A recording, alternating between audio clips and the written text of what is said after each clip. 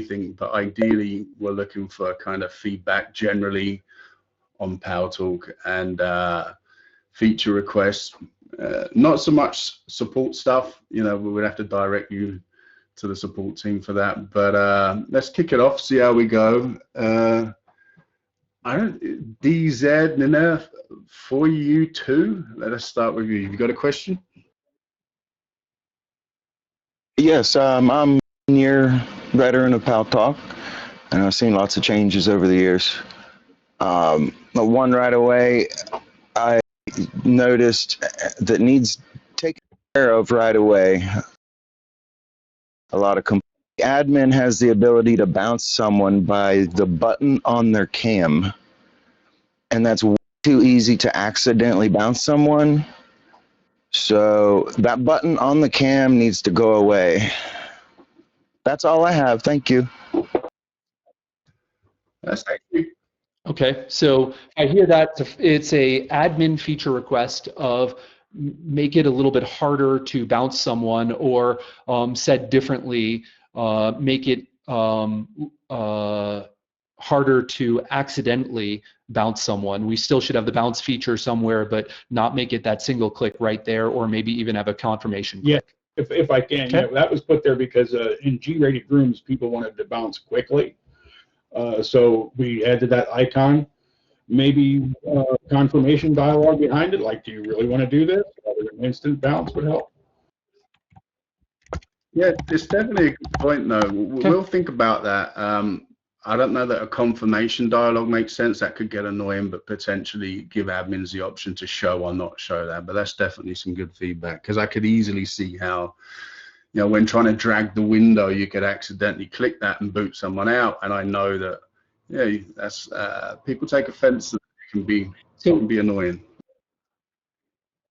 It's good feedback. There are things like we could have a confirmation dialogue with something that says, don't show this again. So if somebody doesn't want to have the confirmation on it go forward, they can remove it. So I think there's a variety of ways we can address that, but it's a good feature request. Okay, I've made a note of that. Who is next there? Looks like Baffrey. Baffrey, do you want to come up and ask a question? Barfi?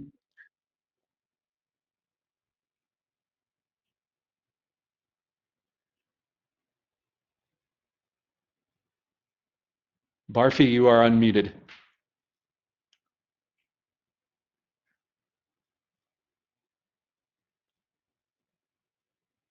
Don't hear you talking, though. Since you're undotted, maybe you could put your question in text, Barfi.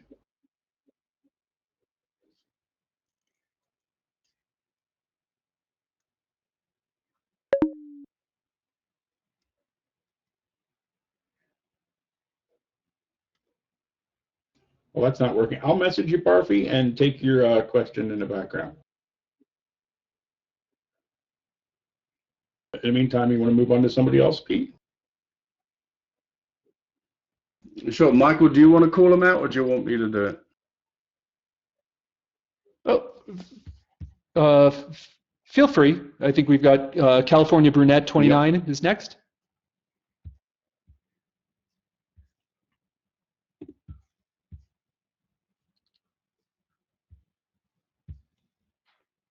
Pete, you mind undotting them? There we go. Oh, we had Barfi for a minute.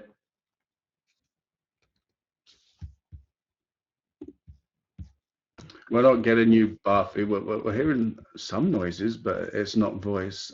California, do you want to go ahead? Yes, can I be heard? Can I be heard? Okay. You can. I was going to make a suggestion, since the idea to bring more users to the program. Is there any possibility you can work alongside with more well-known social media platforms like TikTok or Facebook, in order to say, if I want to open my room and have a podcast, is there a possibility to work? I know that this is a downloaded program and there are a lot of security reasons, I'm sure, but I'm wondering if there's a possibility that in the future this would be a great use for business and to promote products and political views and that kind of thing. Yeah, so the question is there a way to work in cooperation with other networks or platforms, particularly social networks, to have promotion, potentially with B2B? I think the answer is maybe. It's one we can record. Many of the larger social networks tend to be fairly restrictive. They want to do everything themselves, and frankly, they don't like real time because they're worried about they don't have a chance to censor if there is some objectionable content, whether it's language or video, and so they get very nervous. For a long time, Yahoo had Yahoo Groups, and they had a product that competed directly with PalTalk. They closed it down due to fears of too many objections, and Facebook actually played with Facebook Live a little bit. TikTok has played with TikTok Live a little bit, and they've all been having trouble with how to keep it clean so that they don't get themselves in trouble here and there. I think we have a admin platform that does an admirable job here. It doesn't mean that everything is perfect, but we are able to keep things on a pretty above board level. There's obviously room for improvement everywhere, but it's one that frankly, when we work on a few of the technological pieces of making our platform a little more flexible, later this year I plan on going, I've got a number of relationships with bigger platforms, including Facebook and TikTok, and plan on going and having discussions with them. So hang in there, that's one that's there, but it is going to take time for us to have the flexibility and work with them, as they tend to be slower and a little more restrictive.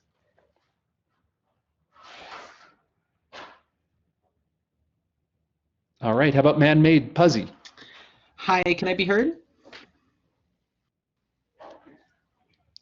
Yes, you can. Hi, Michael. It's so nice to meet you. You know, as a proud Jewish trans woman of color, I want to say that PalTalk has made wonderful strides over the years to support the intersection of these communities, especially the LGBTQ+ community.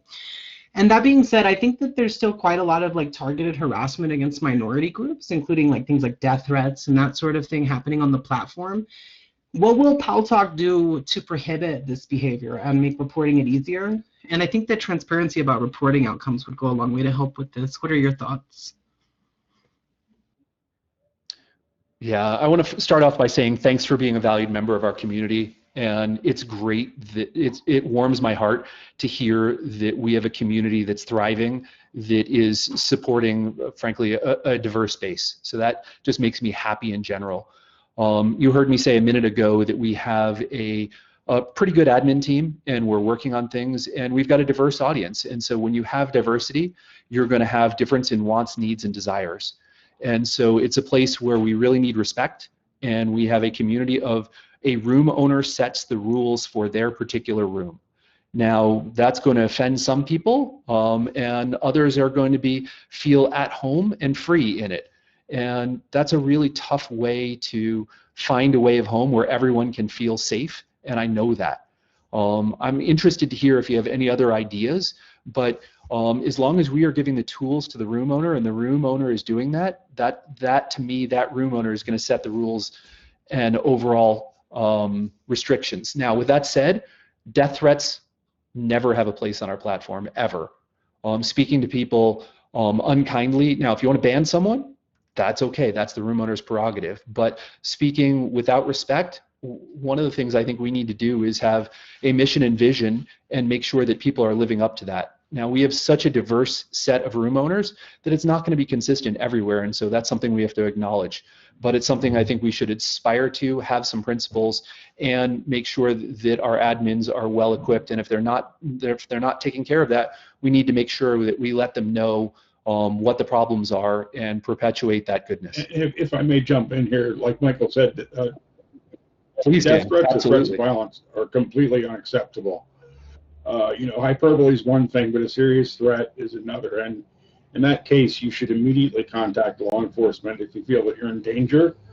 Do that first. You're the witness to the event. They're going to talk to you. They will contact us and ask for that user's information.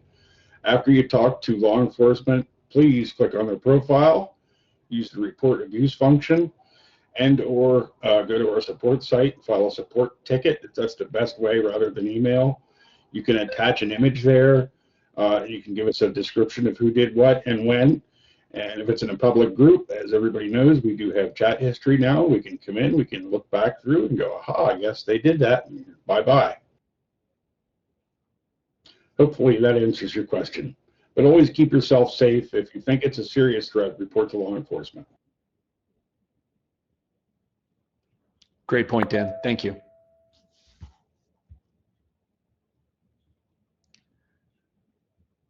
By the way, I want to keep this a dialogue. I think part of what makes PalTalk special is that we can talk to each other. So after myself, Dan, anyone says anything, feel free to chime in a little more. But we do have quite the lineup on the mic queue, so I'm going to try and keep it moving. But again, feel free to chime in a little more. Yeah, no, I think you answered the question. My only concern, like I said, was I think there should be better transparency in reporting, just because, you know, over the years I've noticed, like when we do report, we've had a lot of pushback from the admins. They say things like, you know, basically accusing the victim, you know, like, why were you on cam? Or, you know, like, how did this person get your personal information, as opposed to, hey, they published your personal information. You know, hey, they made a death threat.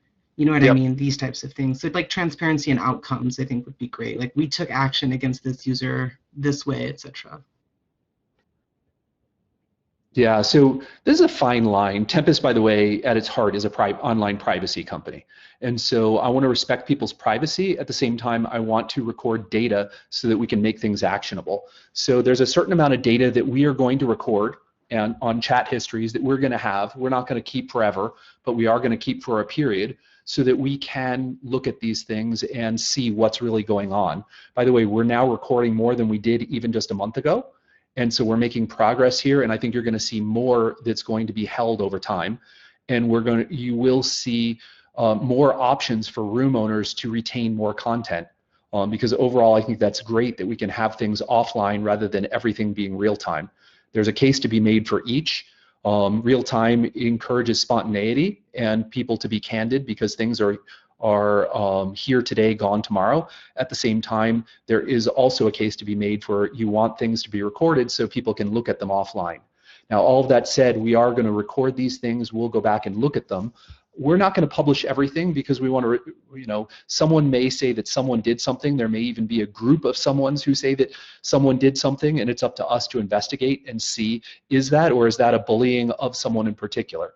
So it's a little delicate in terms of what is reporting, but I'm a big fan of recording data that's being used by an important group for moderation for a period. And then we have our internal checks that need to be kept there so that we have everything being done appropriately on that check-in, and then not storing that data forever because that's a violation of privacy. So that's our attempt at finding a balance. It's not perfect, but it's the best we have for now. And if there's ever suggestions, we have a variety of places where you can write to us and appreciate any feedback. Thank you. I think a perfect example, Mike, would be what was just posted about me in the room by the user Toronto Live Media. He called me a serial abuser. So this is something that's happening in real time in front of your face. So like, what can be done about that? Yep. You know, this is smack dab in the middle of the gray area.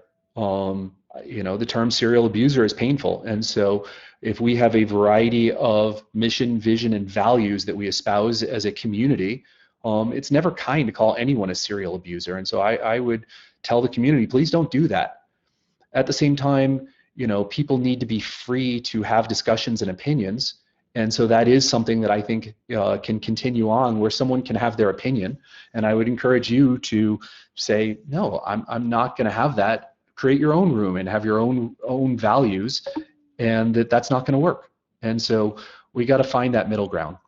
So this is a tricky zone. I don't have a real easy answer, and there are definitely things where we're going to restrict on some, and we're going to let freedom of speech run on others, and hang in there with us as we try and find that tricky fine point to balance it.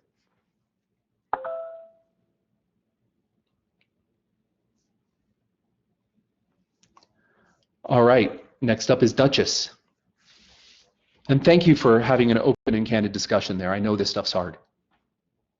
Thank you, Michael, for opening this floor and allowing us to actually give our feedback. I am